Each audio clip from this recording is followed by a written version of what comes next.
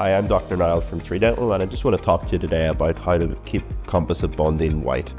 Composite bonding doesn't really lose its colour as such. What happens is it picks up staining. So it's all about staining control. Controlling that involves work at home and then coming back for maintenance. At home, the things that I recommend are an Oral-B electric toothbrush, good toothpaste as well. I wouldn't recommend a whitening toothpaste. It can be a little abrasive, take the sheen off the bonding. A regular supermarket toothpaste is perfect. Flossing is really important to clean the contact points between the teeth, between the bonding. It is advised that to reduce coffee intake, tea intake, red wine, foods with a lot of especially artificial colorants into them. And of course, it's the real big one is smoking. If you smoke, your bonding will stain up quicker, like your teeth will stain up quicker. The other side of it is coming back to have your bonding maintained. This is a real essential part of composite bonding. I would recommend to all my patients that come back to see me at least once a year and have the bonding